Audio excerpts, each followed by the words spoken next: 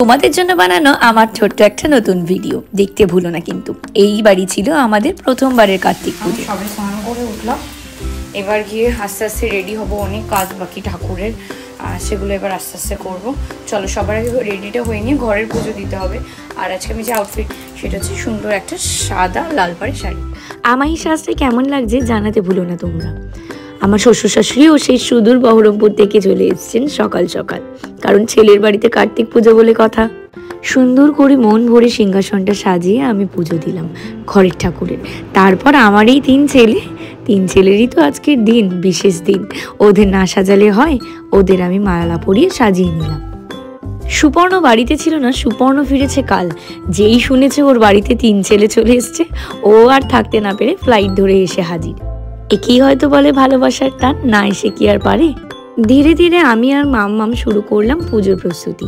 এখানে ফুলগুলো সাজাচ্ছি আর মাম্মাম সাজাচ্ছিল নৈবেদ্য, আর বাবিন, পেপো, মা সবাই বসে গল্প করছিলাম। পুজোয় বসতে বসতে আমাদের বেজে গেছিল 6টা। আর কোনো পুজো হলে আমার মাম্মাম থাকলে আমার চিন্তাই করতে হয় না। এই দেখো চলে এসছে কিন্তু আমার মায়ের বাড়ি থেকে আমার গোপু সোনা। মামা মামায় অনেকবার না করা সত্ত্বেও আমি বসেছিলাম ঠাকুরের ফল কাটতে। মাম্মা বলছিল, মৌ তুই পারবি না, তুই ছেড়ে দে, তোর বটিতে ফল কাটার অভ্যেস নেই। আমি চুড়িতে ফল কাটতে দিলে একদম পেরে যাব। কিন্তু এই বলতে না বলতেই পেয়ারাটা কাটা হলো। তারপরে খচাত করে আমি আঙ্গুলটাকে কেটে ফেললাম। তারপরে তো মামামের কাছে একটু বকুনিও খেলাম। তারপর সাথে সাথে উঠে পড়লাম। উঠে পড়ে হাতে ব্যান্ডেড লাগালাম। আর বাবাও এদিকে বলল, এই জন্য বড়দের কথা শুনতে হয়। যাই হোক, ঠিক আছে, হাতে এবার ব্যান্ডেড লাগিয়ে নিলাম, বাকি কাজগুলো তো করতে হবে। আমি উঠে যাওয়ার পরে আমি ফল কাটতে বসলাম। তবে এই ভিডিওটাতে একটা মজার ব্যাপার হলো, তোমরা যত ক্লিপসই দেখবে সবকটাই তুলে দিয়েছে আমার শ্বশুর। কারণ বাবা খুব ভালোবাসে ভিডিও করতে, আর বাবাও খুব সাপোর্টিভ, চায় যাতে আমি সুন্দর সুন্দর ব্লগ বানাতে পারি। তাই বাবাই নিজে নিজে সব ভিডিও করেছে আমার ফোন থেকে। আর যাদের কথা না বললেই নয়, এই পুজোটাতে যাদের অবদান অনেকটা বেশি, কারণ এই মানুষ দুটো না থাকলে এই পুজোর এত ফল বাজার, দশকর্মা বাজার, সব সামগ্রী কিছুই আনা হতো না। সেটা হলো আমার মা আর বাবি। আর ঠাকুর যদি চায়, জানো তো, খুব অল্প সময়ের মধ্যে তুমি সবটা সুন্দর করে করে নিতে পারবে। ঠিক তেমনই হলো আমাদের সাথে। হঠাৎ করেই পড়লো, আর হঠাৎ করেই যেন সব আয়োজন এক নিমিষে হয়ে গেল।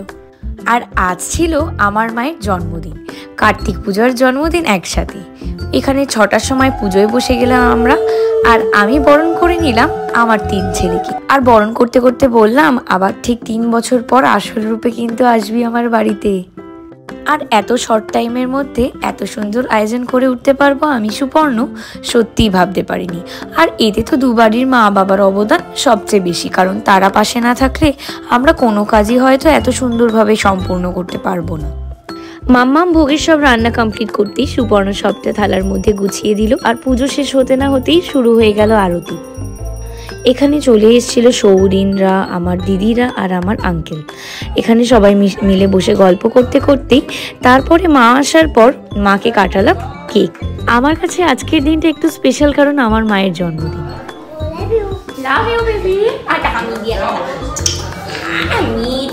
তুমি কোথায় এসছো সোনা? মৌয়ের ঘরে কি করতে?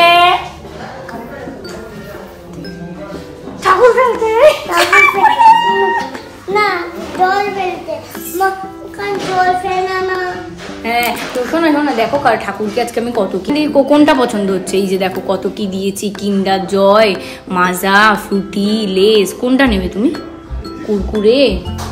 আজকের দিনের সবটা শেষ হলো খুব সুন্দর করে। আর এই হলো আমার পরিবার।